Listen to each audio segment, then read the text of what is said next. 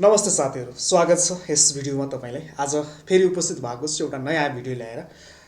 तपाई हामी जो लोकसेवा तयारी गर्दै हुनुहुन्छ, म लोकसेवा तयारी गर्ने साथीहरु भन्दिन। अब तपाईहरुलाई के भन्छु भने भविष्यका नेपालको कर्मचारी प्रशासनको कर्णधारहरु, नेपालको कर्मचारी प्रशासनलाई चलाउने योद्धाहरु हो अहिले तपाईहरु।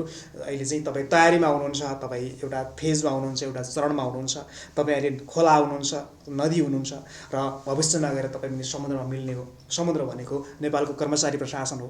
पक्कै सजिलो थिएन होला खोलालाई पनि नदी हुँदै समुद्रसम्म पुग्न, तर पनि उसले समुद्रमा पुगेरै छोड्छ, समुद्रलाई भेटेरै छोड्छ। त्यसैगरी तपाईलाई पनि सहज छैन होला लोकसेवा पास गर्न, सहज छैन होला पढ्न, सहज छैन होला अधिकांश धेरै मासमा ठुलो प्रतिस्पर्धामा खरो उत्रिएर अगाडि बढ्न सजिलो छैन होला। तर पनि निरन्तरको प्रयास, निरन्तरको साधनाले तपाईलाई पक्कै पनि सफल अवश्य बनाउनेछ। एक दिन सफल हुनु नै छ। तर त्यसको लागि तपाईले के गर्नुपर्छ? आफैमा एउटा कमिटमेन्ट गर्नुपर्छ, एउटा वाचा गर्नुपर्छ।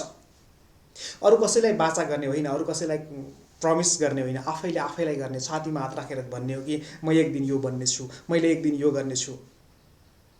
यो कुरा सुनिरहँदा, यो कुरा भनिरहँदा तपाईलाई सुनिरहँदा लाग्छ एकछिनको लागि मोटिभेट भएर हुँदैन।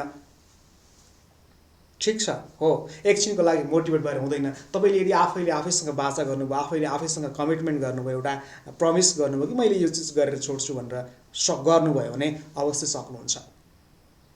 आफैलाई वाचा गर्ने हो। अरूको इज्जत गर्नुस् नगर्नुस् त्यससँग सरकार छैन। आफ्नो इज्जत गर्नुस्। आफ्नो इज्जत त्यति बेला हुन्छ जति बेला तपाईले आफैसँग गरेका वाचाहरू पूरा गर्नुहुन्छ। अब हामीलाई समस्या छ। लोकसेवा पढ्ने तपाई हामी तमाम साथीहरु हुन्छौं। हामीलाई एउटा के समस्या छ भने हामीले एउटा उखान सुन्नुभएको छ नि, इन्द्रको अगाडि स्वर्गको बयान भन्ने। त्यही हो, हामीले लोकसेवाको एक्जाम दिनु भनेको इन्द्रको अगाडि स्वर्गको बयान गर्नु हो। म तपाईलाई डिटेलमा सम्झाउँछु। विशेष गरी म रिटन पेपरको कुरा गर्दैछु, लेख्ने पेपरको कुरा गर्दैछु। हामीलाई प्रश्न लोकसेवाले सोध्छ र हामीले त्यसको उत्तर लेख्छौं, तर त्यसको जाँच गर्ने व्यक्ति को हो? वर्षौंसम्म खारिएर रहेका जाँचकीहरू हुन्, हैन? वर्षौंसम्म निजामती सेवामा अथवा अन्य कुनै प्रशासन सेवामा रहेर सार्वजनिक पद धारण गरेर विशिष्ट स्थानमा पुगेका व्यक्तिहरूले हाम्रो कपी जाँच गर्ने हो। मतलब हामीले जे लेख्छौं उनीहरूले हामीले संकेत गर्यो भने उनीहरूले बुझिहाल्छन् यो मान्छे यहाँसम्मको हो, तपाईको लेखाइ कहाँसम्मको हो उनीहरूले बुझिहाल्छन्। त्यही भएर हामीले निरन्तर एकदमै कडा मेहनत आवश्यक छ। आफ्नो लेखाइलाई निखारता ल्याउनु आवश्यक छ। आफ्नो पढाइलाई, आफ्नो लेखाइलाई एकदमै खरो रूपमा उत्रिएर त्यसलाई एकदमै निखारता ल्याउनु आवश्यक छ। होइन भने तपाई हामीले सरफेसले लेख्यौं भने उनीहरूले बुझिहाल्छ यसको पढाइ यहाँसम्मको हो। किनकि हामीले त पास मात्र गरेर हुँदैन, पास मार्क्स मात्र ल्याएर हुँदैन, हामीले त कम्पिटिसनमा उत्रिने हो। त्यो भएर पनि हामीले निकै नै मेहनत गर्नुपर्छ।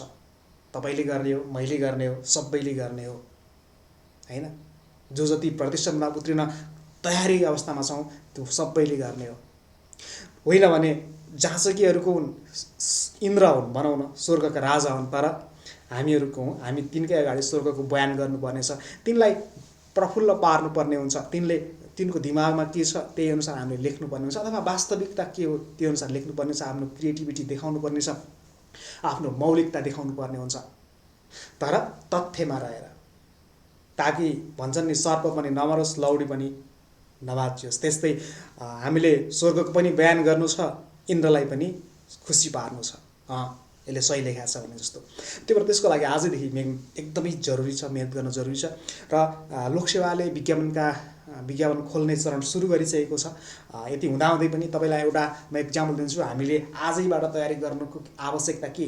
किन आवश्यक छ? पछि गरे पनि हुन्छ त के? आजैबाट किन निरन्तर मेहनत गर्नुपर्छ भने नि मैले अगाडि खोलाले निरन्तर मेहनत गर्यो, निरन्तर बगिरह्यो र पो समुद्रमा पुग्यो, होइन भने नपुग्न सक्थ्यो। त्यस्तै गरेर हामीलाई किन आवश्यक छ, किन निरन्तर पढ्नु किन आवश्यक छ, जहिले पनि हरेक दिन आफैलाई अपडेट गराउनु किन आवश्यक छ भने तपाई ट्राफिक लाइट हुन्छ नि, जेब्रा क्रसिङ याद गर्नु भएको छ? जेब्रा क्रसिङमा जो अगाडि छ, जब रेड लाइट बोलेको हुन्छ त्यति बेला जब जो अगाडि छ, जब ग्रीन लाइट बल्छ त्यही अगाडि जाने हो, त्यही अगाडि जाने हो। जो पछाडि परेको छ त्यो जाममा पर्ने भनौँ न सिधा कुरा, जाममा जो पछाडि परेको छ त्यो जेब्रा क्रसिङमा आइपुगेसम्म त्यो रेड लाइट पनि के अरे ग्रिन लाइट बलिरहेको ग्रिन लाइट पनि रेड भइदिने पनि सम्भावना हुन्छ। त्यही भएर अहिले जतिसक्दो रेड लाइट बलेको बेला जतिसक्दो अगाडि जाने कोसिस हामीले गर्नुपर्छ ताकि ग्रिन लाइट बल्ने बित्तिकै हामी सिधा सिधा अगाडि जान सकियोस्। बुझ्नुभयो मेरो कुरो? त्यही भएर आजैबाट एकदमै मेहनत गर्नु छ, एकदमै मेहनत गर्नुपर्ने हुन्छ। तर के हुन्छ भने लोकसेवाले त कस्तो प्रश्न सोध्छ, के प्रश्न सोध्छ त्योसँग हामीलाई केही अत्तोपत्तो नै हुँदैन। तर हामीले सकेसम्म जति सकिन्छ धेरैभन्दा धेरै विषयवस्तुलाई समावेश गरेर धेरैभन्दा धेरै विषयवस्तुहरूको तयारी गर्नुपर्ने हुन्छ। म के भनौँ भने तपाईँको खुट्टा हुन्छ नि, तपाईँको टेकेको धरातल यदि बालुवामा छ भने तपाईँलाई जब वेट थपिन्छ नि, तपाईँको काँधमा वेट थप्दै गर्दा बालुवामा तपाईँको खुट्टा भाँसिन्छ धसिन्छ। तर यदि तपाईँ चट्टानमाथि टेक्नु भएको छ भने तपाईँले धान्न सक्ने वेट जति पनि काँधमा थप्नुहोस् तपाईँको पैतला भाँसिँदैन धरातलमा। यस्तै हो तयारी पनि। तपाईँको तयारी कतिको मजबुत छ त्यही अनुसार तपाईँले कति वेट धान्न सक्नुहुन्छ, कति वेट आफूमाथि थुपार्न सक्नुहुन्छ त्यहाँ भर पर्ने हो। त्यो भनेको पढाइ हो। तपाईँले कति धेरै पढ्नु भएको छ, कतिको पढ्नु भएको छ, कतिको तयारी मजबुत छ, त्यही अनुसार लोकसेवाले जोतेका जति पनि गाह्रा र अप्ठ्यारा प्रश्नहरू हुन्छन् त्यसलाई तपाईँले ह्यान्डल गर्न सक्नुहुन्छ, त्यसलाई तपाईँले सम्बोधन गर्न सक्नुहुन्छ। होइन भने तपाईँले पछाडि पर्नुहुन्छ। मैले एउटा इक्जाम्पल सुनेको थिएँ कतै, त्यो रेस्लिङ खेल्ने के अरे रेस्लरहरू हुन्छ नि, उनीहरूलाई हामीले जति मुक्का हान्यौँ भने पनि उनीहरूलाई केही फरक पर्दैन। उनीहरूको एक मुक्काले हामीले के गर्छ? उनीहरू के हुन्? उनीहरूले आफ्नो शरीरमा एकदमै त्यो चोट सहन सक्ने क्षमता डेभलप गरेका हुन्छन्। तर जुन पञ्च, जुन मुक्का तपाईँले रेस्लरलाई हान्नुहुन्छ त्यही मुक्का सानो बच्चालाई हान्नुहोस् त के हुन्छ? बच्चा ठहरै पर्छ। किन? उसँग त्यसको रेसिस्ट गर्ने क्यापासिटी छैन हो बच्चासँग। तपाईँ पनि बच्चा हुने कि रेस्लर हुने? तपाईँ पनि लोकसेवाले सोधेका प्रश्नलाई गाह्रोको रूपमा लिने व्यक्तिको वर्गमा पर्ने, या ठिक छ त यो त सोध्नै आवश्यक थियो, सोध्नु नै पर्यो, सोध्यो पनि र लेख्छु पनि भन्ने वर्गमा पर्ने? कहाँ पर्ने त? त्यो आफूलाई कुन ठाउँमा राख्ने, कुन क्याटेगोरीमा राख्ने त्यो आजैबाट डिसाइड गर्नुपर्छ। आफैमा कमिटमेन्ट गरेर म अब चाहिँ यसो गर्छु भनेर। यति हुँदाहुँदै पनि भविष्यको चिन्ता हुँदाहुँदै पनि जब पढ्न मन लाग्छ, पढ्दा पढ्दैन अल्छी लाग्छ, निद्रा लाग्छ, पढ्नमा मन लाग्दैन, त्यति बेला एउटा कुरा मात्रै सोध्नुहोस् के आफैले एउटा प्रश्न गर्नुहोस्, के यति नै हो त तपाईँको क्षमता? आफैलाई ऐनामा हेरेर भन्नुहोस्, के तेरो क्षमता यति नै हो त? 8 बजे 9 बजे निद्रा लाग्छ भने भन्नुहोस्, के 9 बजे सुतेर लोकसेवा पास गर्न सक्छस् त भन्नुहोस्। बिहान 7 बजेसम्म सुतिरहनुहुन्छ, निद्राले छोड्दैन, 7 बजेसम्म, 6 बजेसम्म, 5 बजेसम्म छोड्दैन भने सोध्नुहोस् कि आफैलाई प्रश्न गर्नुहोस्, के साँच्चै के 6 बजेसम्म सुतेर भन्छन् नि सुँगुर सुते जस्तो 6 बजेसम्म कुमबाट चाहिँ सुतेर के लोकसेवा पास गर्न सक्छस् त भनेर आफैलाई प्रश्न गर्नुहोस्। सोच्नुहोस् के यसरी म भविष्य बनाउन आएको, घर छोडेर आएको भविष्य बनाउन, बाबामाको पैसा यसरी खर्च गरेर आएको छु, अब उमेर ढल्दै शरीर गर्दै गएका बुवा आमालाई मैले पछि भविष्यमा उनीहरूलाई सुख दिनु छ, के सक्छस् त यस्तै गर्न? यसरी नै आफैलाई प्रश्न गर्नु पर्यो। जब अल्छी लाग्छ, माइन्ड एकातिर जान्छ, सारा चिज दिमागमा घुम्छ, त्यति बेला आफैलाई प्रश्न गर्ने हो, के साँच्चै यसरी पनि हुन्छ त? यति गरेर के लोकसेवा पास भइन्छ होला त? मैले पढाएको छैन होला, म सुतिरहेको छु होला 5 बजेसम्म, 6 बजेसम्म सुतिरहेको छु होला, म बेलुकी 9 बजे सुत्छु होला, पढ्दै मेरो दिमाग एकातिर जान्छ होला, कहीँ रमाउन मन लाग्छ होला। तर त्यति बेला सोध्नुहोस् के अरूले पनि यस्तै गरेछन् होला त? जो सिफारिस भए उनीहरूले पनि के यस्तै गरेथे होला त? जो अहिले पढिरहेको छ उसले पनि के यस्तै गरिरहेको होला छ? के मेरो प्रतिस्पर्धीले यही कुरा गरिरहेको छ त? भनेपछि आफैलाई प्रश्न गर्नुभयो भने ती सब चिज हराउँछ, निन्द्रा पनि हराउँछ, जाँगर चल्छ र पढ्न मन लाग्छ। त्यो तपाईँलाई मेरो एउटा सानो सुझाव हो है। त्यो भएर आफैलाई कमिटमेन्ट गर्न सकिएन भने हुँदैन।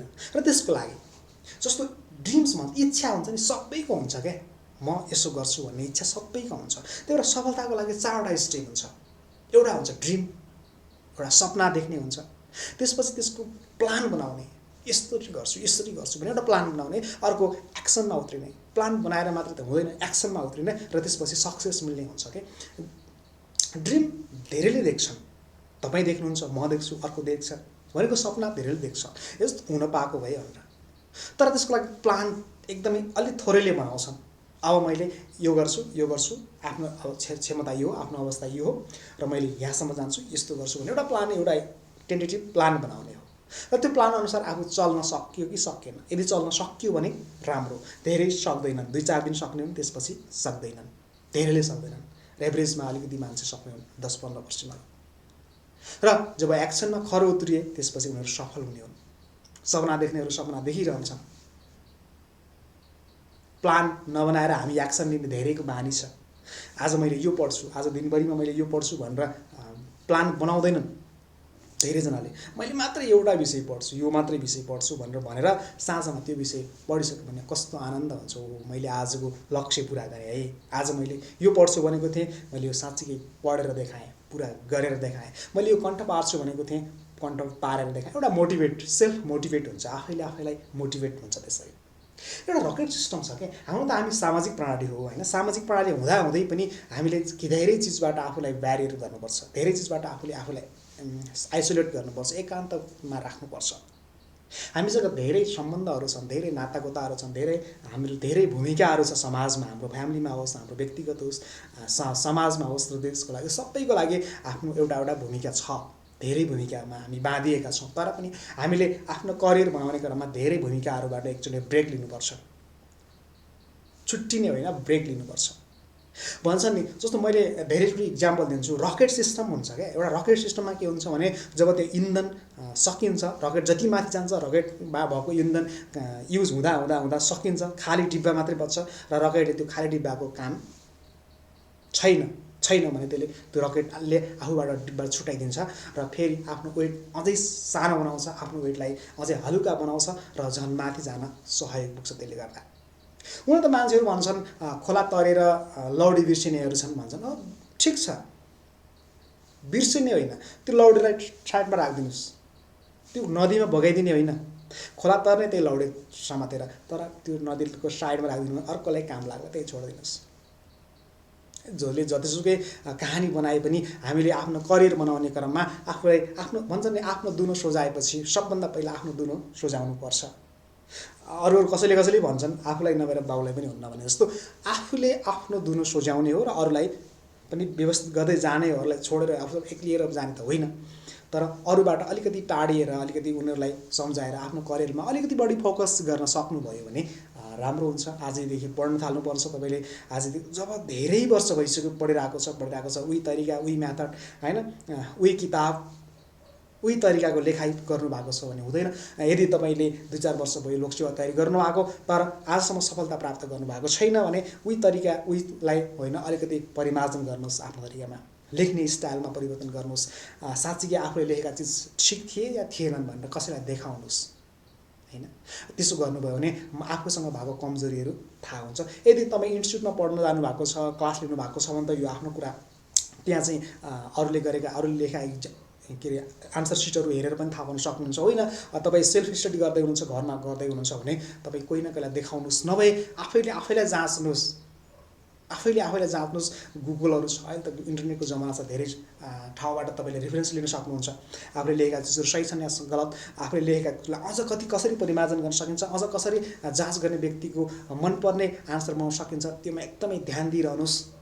त्यति गर्नुभयो भने आफ्नो पढाइ अलिकति बढी सुध्रिन्छ, अझै स्टेप बाई स्टेप सुध्रिन्छ, अलिकति अपडेट भइन्छ, आफू पनि अपग्रेड भइन्छ। त्यसपछि एकदम तयार भएर इक्जामको डेटसम्म तपाईँ तयार भएर एकदमै पर्फेक्ट भइसक्नु भएको हुन्छ। र आफूले 100% दिने कोसिस गर्ने हो।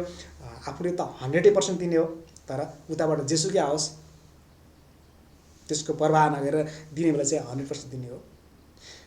अरू जो हाम्रो हातमा छ, जे जति हाम्रो हातमा छ, जे जति हामी हाम्रो पक्षमा गर्न सक्छौँ त्यसलाई गराउने हो। अरू जाँच गर्ने व्यक्तिको हातमा छोडिदिने हो, त्यो हाम्रो हातको कुरो भएन। किनकि परीक्षा भनेको पढाइको इच्छा हो।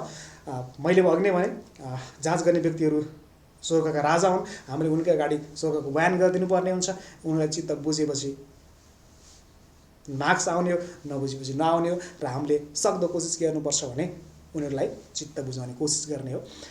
त्यसको लागि हामीले हाम्रा आन्सर सिटहरूमा विभिन्न डाटाहरू हाल्नु पऱ्यो होइन, विभिन्न अहिलेको समसामयिक परिवेशसँग कनेक्ट गरेर जोडेर आन्सर लेख्नु पऱ्यो र प्रश्नले आएको उत्तर त लेख्नु नै पर्छ नै। आजलाई यति भन्छु, जान्छु। अर्कोचोटि फेरि भेटौँला नयाँ विषय नयाँ भिडियो नयाँ जोस जाँगरका साथ। अहिलेलाई बिदा हुन्छु। हवस्, नमस्ते।